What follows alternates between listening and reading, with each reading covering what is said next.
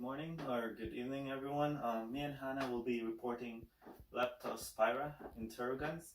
So, for our clinical case, we have a 25-year-old professional freestyle kayaker, Marcel. She's having difficulties training for her next kayaking event. Although Marcel normally enjoys her outdoor activities and is in good shape, she hasn't been feeling well lately. Thinking at first her headache, fever, and muscle pain are simply the flu. Maricel tries to take it easy, but when her skin and whites of her eyes started to look jaundiced and she has trouble catching her breath, Maricel becomes concerned and goes to her doctor. Um, Marcel becomes concerned, and then her doctor sends her out for blood and urine samples to a local lab. So when the blood samples came out, it shows 9,500 for her WBC, with 88% of it for the neutrophils, 10% for the lymphocytes, and 2% for the monocytes. So aside from that, Maricel is also having increased output for her urine.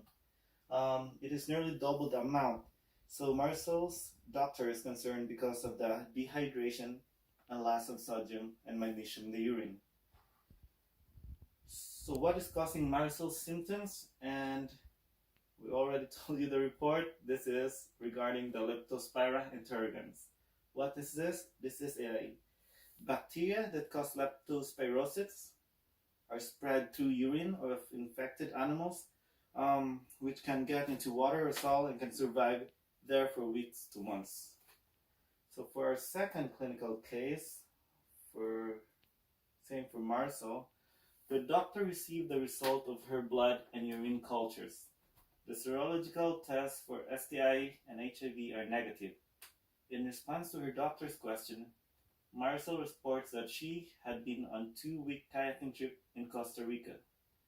The previous month, Marcel had really enjoyed this excursion because it included kayaking in streams near isolated rural villages.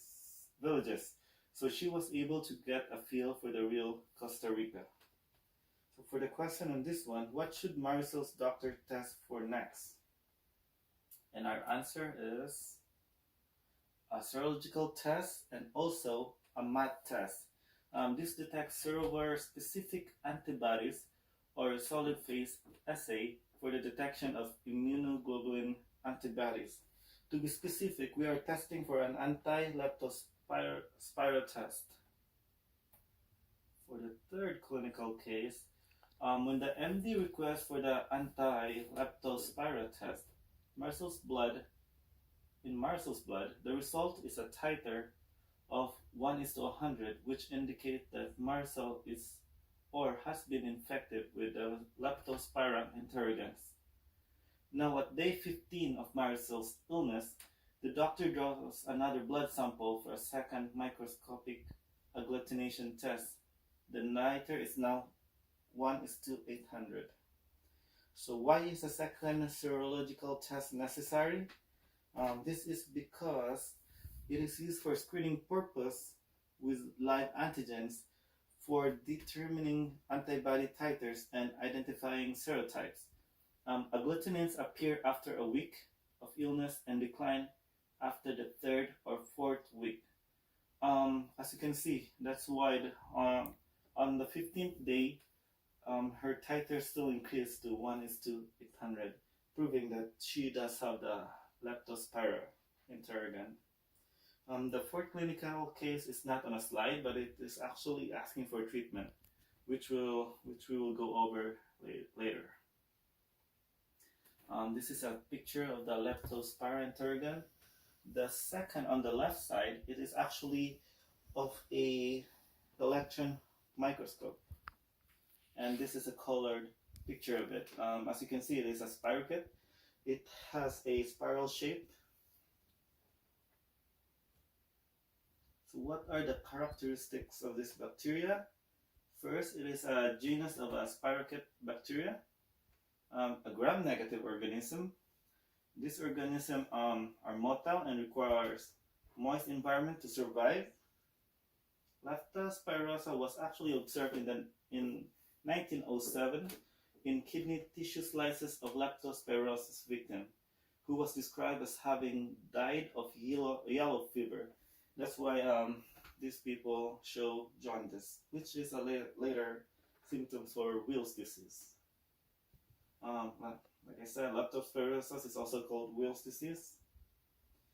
This is a zoonotic bacterial disease with protein manifestation.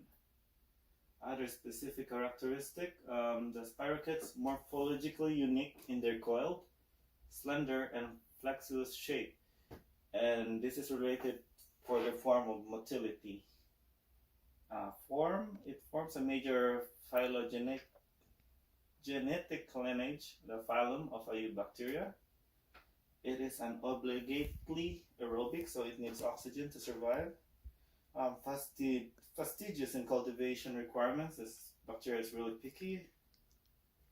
So for infection, the bacteria that cause leptospirosis are spread through the urine of infected animals, which can get into water or soil and can survive there for weeks to months. Leptospira bacteria reproduce in the kidneys and are shed in the urine of infected animals. Many different kind of wild and domestic animals carries this bacterium. For example, cattle, pigs, horses, dog, rodents, wild animals. Cattle, pigs, and horses are our livestock. Dogs can be a domestic animal. And then we have the wild animals as well.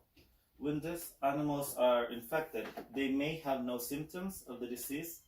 Humans can become infected through contact with urine or other bodily fluids, except for saliva from infected animals. We can also have this through contact with water, soil, or food contaminated with urine or infected animals. The bacteria can enter the body through skin or mucous membranes, the eyes, our nose, or mouth, especially if the skin is broken from a cut or scratch. So that's why we have to have our skin intact. Drinking contaminated water can also cause infection.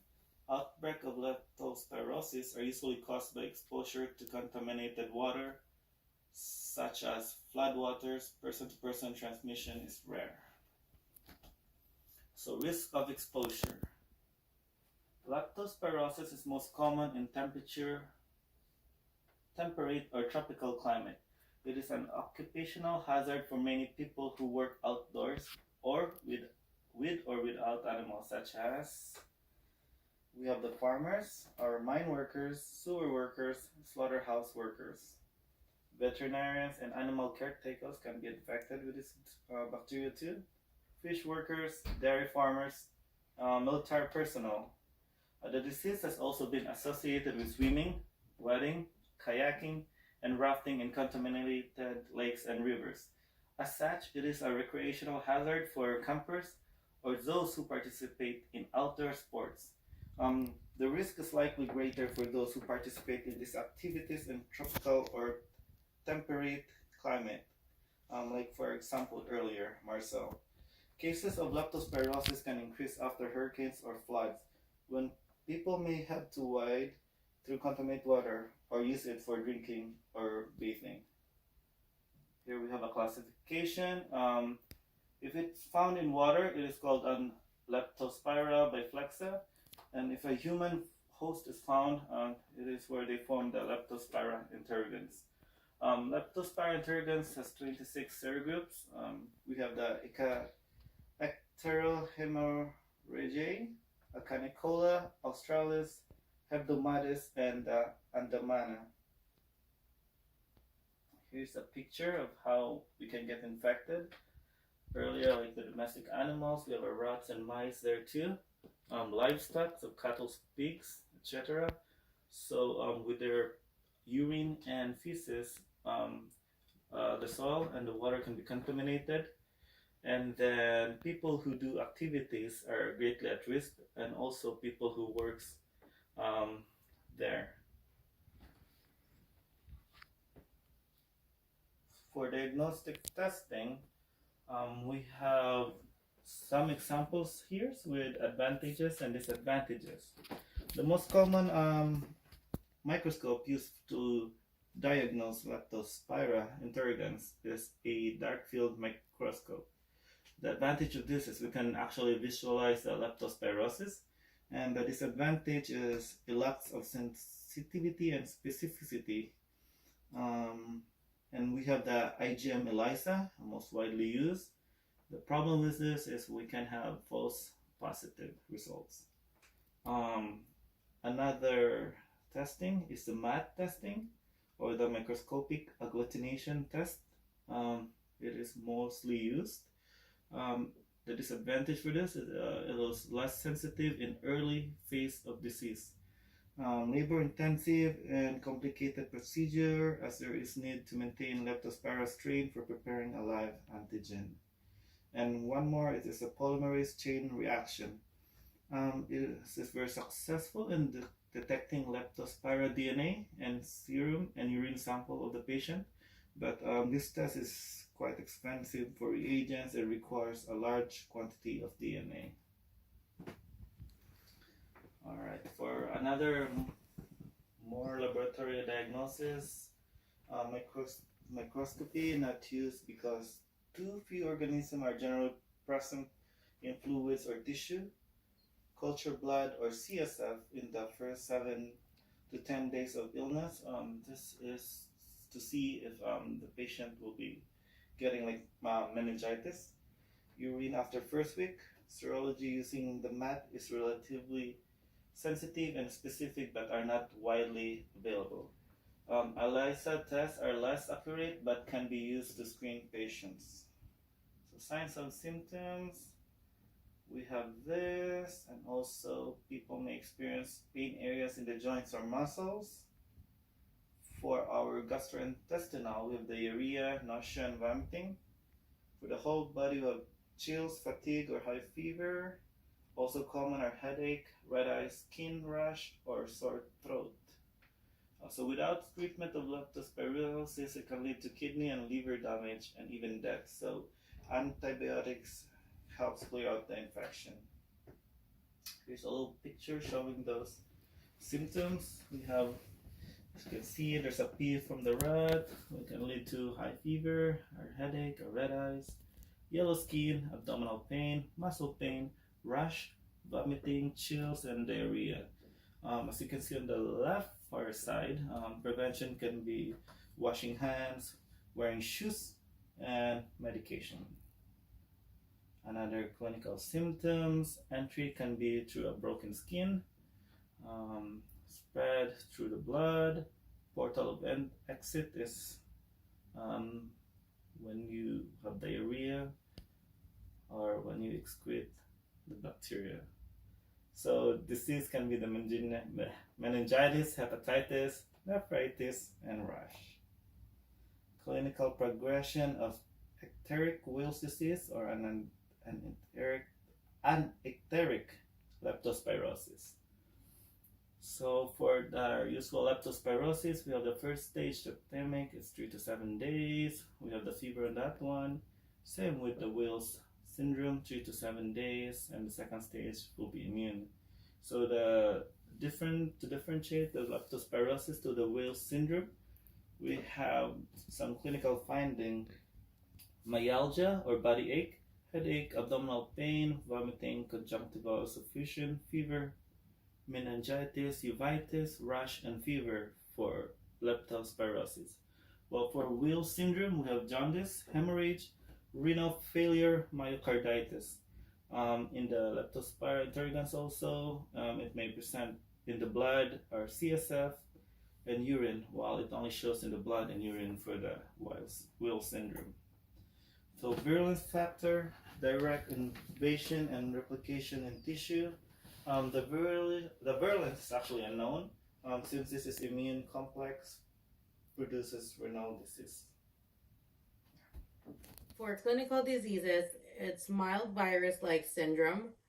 Ecteric leptospirosis, you'll see systemic with aseptic meningitis. Ecteric leptospirosis, overwhelming disease, also known as Weil's disease. You'll see vascular collapse, thrombocytopenia, hemorrhage, hepatic and renal dysfunction. Icteric refers to jaundice, which is yellowing of the skin and mucous membrane by deposition of bile and liver involvement. Pathogenesis of leptospirosis.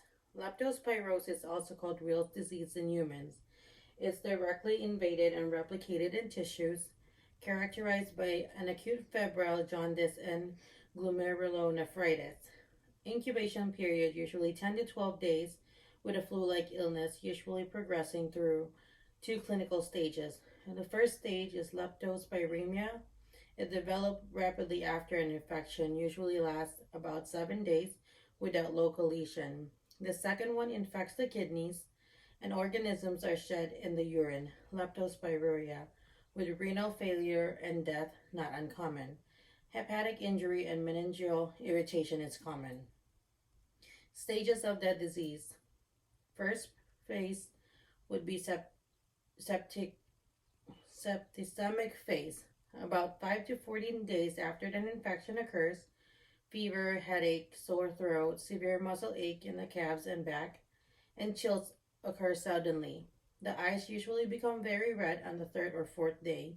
Some people cough, occasionally bringing up blood, and have chest pain. Most people recover within 1 week. The second phase is the immune phase. In some people, symptoms return a few days later. They result from inflammation caused by the immune system as it eliminates the bacteria from the body.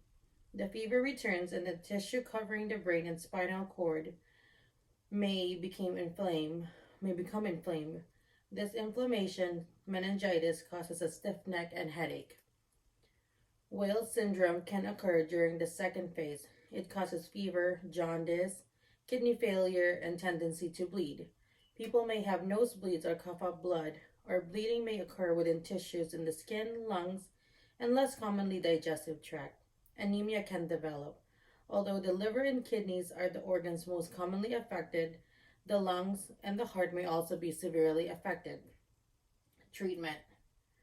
Deoxycyline treatment within 4 days of onset, combination of amoxicillin and erythromycin can be effective. Aggressive fluid therapy and supportive care may also be needed. Resistant to penicillin prophylaxis. Prevention. The risk of acquiring leptospirosis can be greatly reduced by not swimming or wading in water that might be contaminated with animal urine or eliminating contact with potential infected animals. Protective clothing or footwear should be worn by those exposed to contaminated water or soil because of their job or recreational activities. Cover cuts and abrasion with waterproof bandages or other coverings that seal out water. Prevent rodent infestation by keeping food, water, and trash in closed containers. And it says treatment, penicillin, tetracycline, and erythromycin. Prophylaxis will be rodent control, disinfection of water, and wearing of protective clothes. There is no vaccine. Natural immunity develops after infection with corresponding serotype.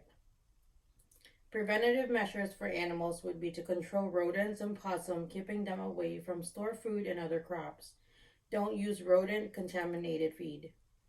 Prevent livestock having access to open water sources like valley, dams, river, or ponds, keeping animals away from pasture with water. Log areas after heavy rains or floods. Manage effluent disposal by containing it in properly built ponds or pits. Protect yourself, your family, and staff by vaccinating your animals, controlling rodents, practicing good personal hygiene, using protective equipment, and seeking help early if you feel unwell. A robust animal vaccination program is critical to break the cycle of infection, which include understanding farm management, control risk factor,